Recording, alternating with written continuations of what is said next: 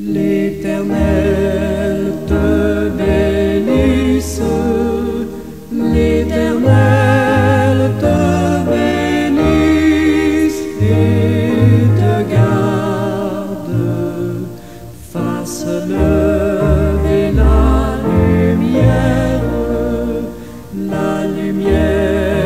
de sa face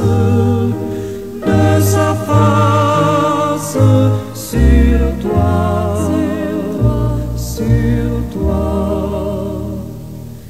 use de grâce envers toi et te donne la paix, et te donne la paix.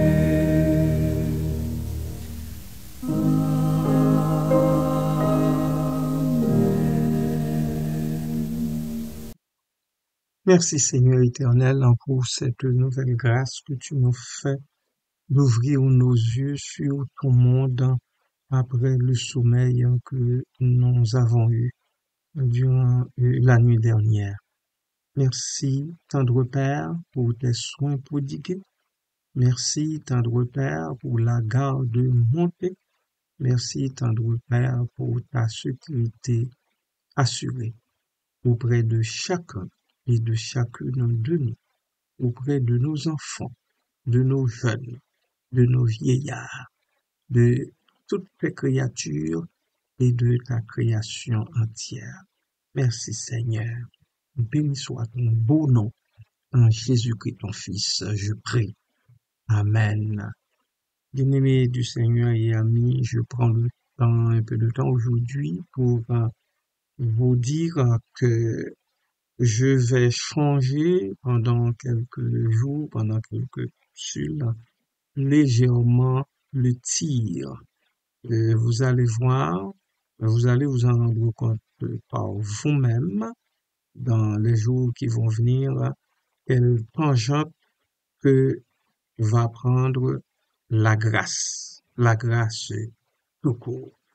D'ici là, je souhaite que Dieu continue de jeter un regard particulier, favorable, exceptionnel sur chacune et chacun de vous, qu'il vous fasse miséricorde et grâce, qu'il vous permette de vivre de grâce en grâce, parce que la grâce est toute une valeur pour nous, les humains. Alors, soyez bénis encore une fois et que Dieu, dans son amour, vous assiste en tout ce que vous faites en ce bas monde. Soyez bénis richement en Jésus-Christ. Amen. 1, 2, 3, 4.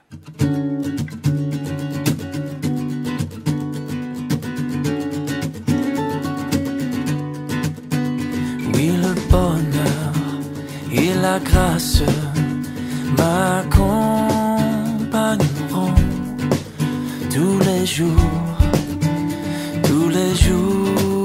de ma vie.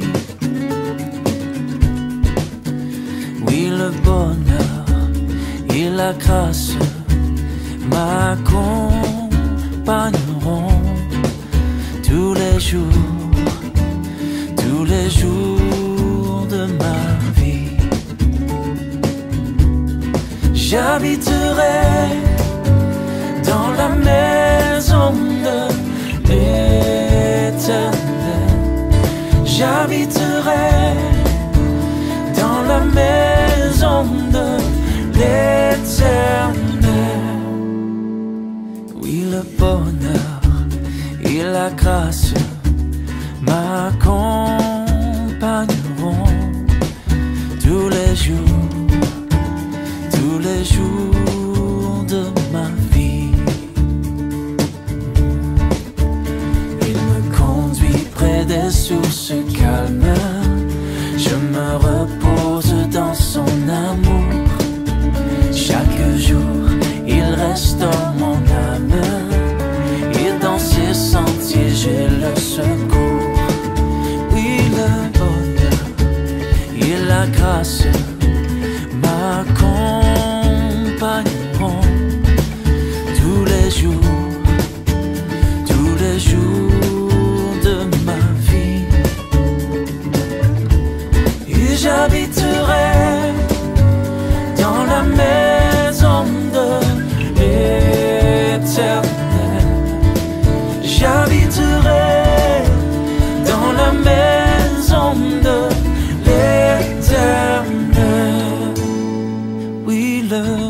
bonheur et la grâce m'accompagneront tous les jours de ma vie.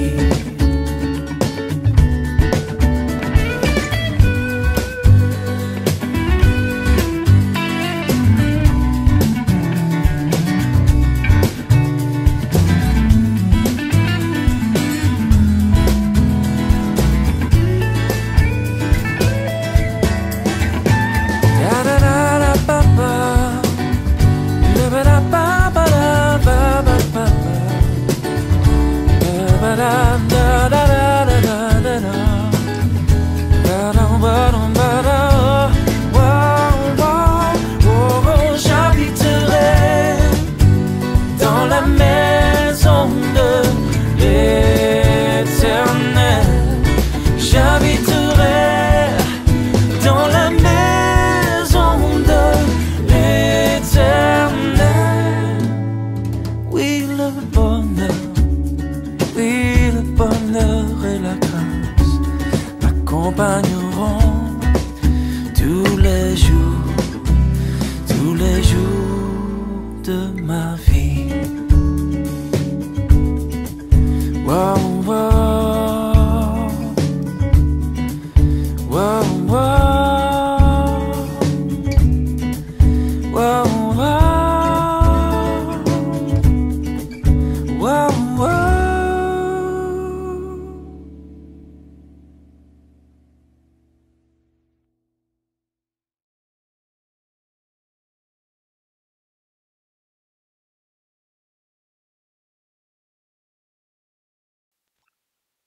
Les lèvres du juste connaissent la grâce, et la bouche des méchants la perversité. Proverbe chapitre 10, verset 32. Voilà un verset de la Bible qui met en contraste les paroles des justes et celles des méchants. Ce proverbe utilise un parallélisme antithétique, une structure courante dans la littérature de sagesse hébraïque qui oppose deux idées pour souligner un contraste. Ce proverbe met l'accent sur l'importance des paroles et leur lien avec le caractère moral d'une personne. Il convient de souligner les termes clés. Juste, une personne droite, intègre, qui suit les principes moraux et spirituels. Grâce, faveur, bienveillance, paroles aimables et appropriées. Méchants, ceux qui agissent de manière immorale ou contraire à la volonté divine. Et perversité, corruption morale, parole tordue ou malveillante. Le sage nous dit que les lèvres du juste connaissent la grâce. Les paroles des justes sont pleines de bonté, de bienveillance et de considération pour les autres. Elles édifient, encouragent et apportent la paix. Elles sont empreintes de sagesse et de vérité. Et quant à la bouche des méchants, eh bien, elle profère la perversité. Oui. En revanche, les paroles des méchants sont remplies de malice, de tromperie et de haine. Elles blessent, détruisent et sèment la discorde. Elles sont souvent mensongères et manipulatrices. Ce verset nous rappelle que nos paroles ont un pouvoir immense. Elles peuvent construire ou détruire, aimer ou blesser. Nous devons choisir de les utiliser sagement en accord avec les valeurs de la justice et de la bonté aussi. Soyez au fait, bien-aimés de Dieu. Soyez à l'affût, bien-aimés du Seigneur.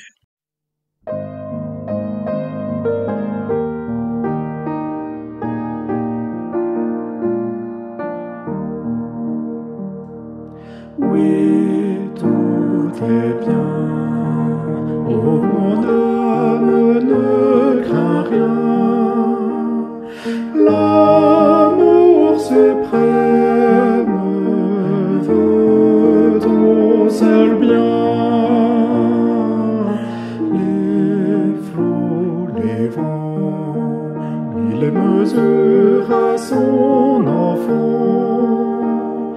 Dieu, toujours le même, veille sur nous tendrement. Dans nos détresses et nos soutiens sans cesse, son grand amour veille nuit et jour par nos douleurs. Il veut former nos cœurs, car Dieu comprend, il entend, il délivre toujours. Attends son heure, sa promesse demeure jusqu'au grand jour.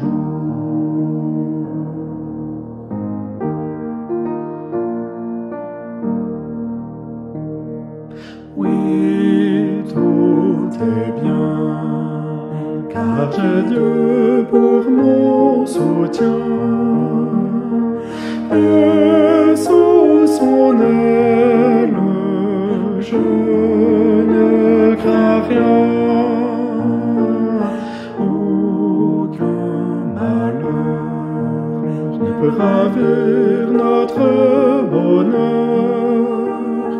Quand on a le ciel et Dieu lui-même dans le cœur, dans nos détresses et nos soutiens sans cesse, son grand amour veille nuit et jour par nos douleurs.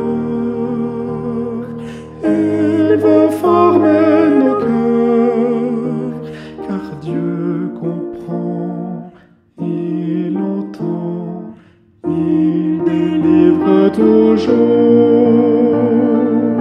Attends son heure, sa promesse demeure jusqu'au grand jour.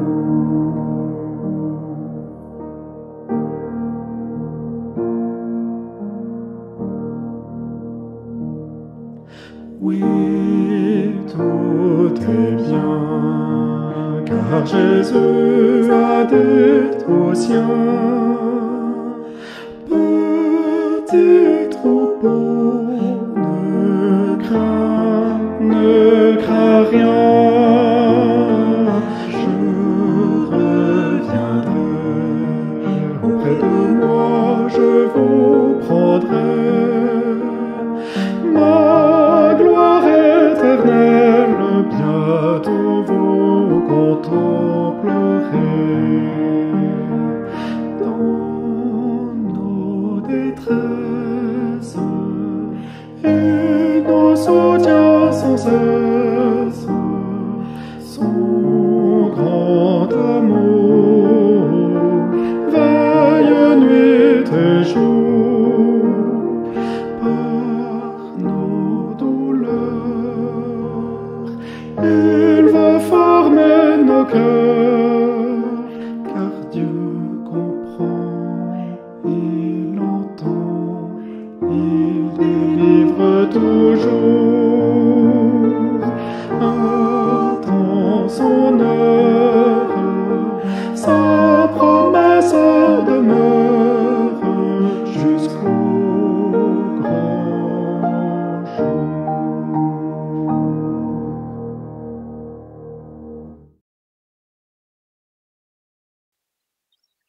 En quoi consistent les implications de ce proverbe? Nous avons plusieurs éléments. Entre autres, je vous en présente. Premièrement, c'est un reflet du Père. Nos paroles sont un indicateur de notre âme, de notre état spirituel et moral. Deuxièmement, c'est une question de responsabilité. Nous sommes responsables de ce que nous disons et de l'impact de nos paroles, aussi bien sur les autres que sur nous-mêmes. Si tu craches en l'air, rappelle-toi que ton crachat te retombera en plein visage. Troisièmement, c'est une question de croissance personnelle. Cultiver la vertu et la sagesse influencera positivement notre façon de parler, notre façon de réfléchir, notre façon d'intervenir. Et 4, discernement. Ça prend du discernement. On peut souvent juger du caractère d'une personne en écoutant ses propos, ses paroles. Et la Bible dit, par tes paroles tu seras jugé et par tes paroles tu seras condamné. En résumé, ce proverbe enseigne que nos paroles sont le reflet de notre caractère moral et spirituel.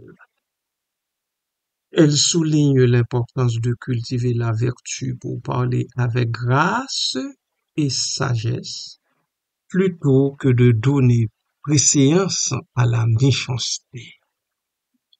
En choisissant de parler avec bonté et considération, bien-aimés, nous pouvons contribuer à un monde meilleur, un monde plus beau, encore plus beau, toujours plus beau. Que Dieu vous en fasse la grâce. Amen.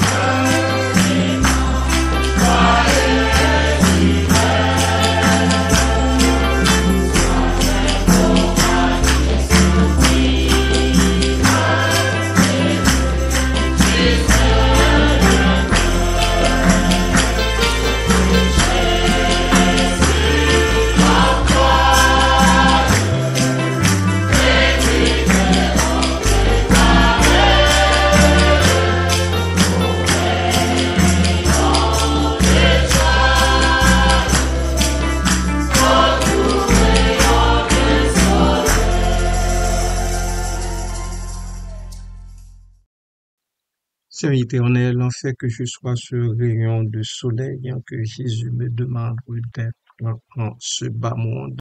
Parmi les gens de tous bords que je côtoie, avec qui j'entre en interaction.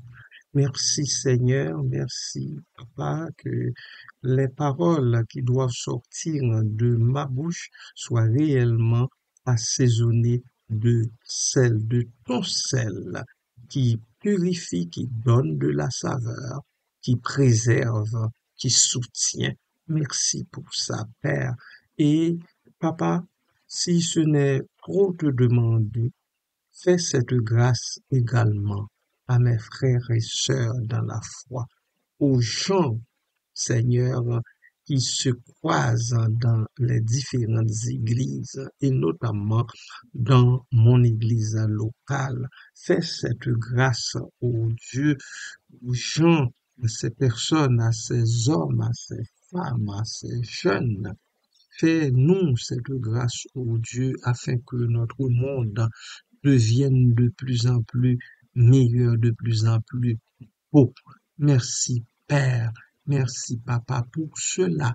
Merci, parce que dans ton amour, tu nous as visités, dans ton amour, dans ta sagesse, tu as répandu sur nous et tu continues de répandre sur chacun de nous tes multiples faveurs, y compris le pardon de nos nombreux péchés, de nos iniquités sans nombre. Pour tout cela, ô Dieu, nous te sommes bien reconnaissants et te prions de faire en sorte que tous les gens du monde viennent à cette connaissance et à se respecter, Seigneur, et à respecter les autres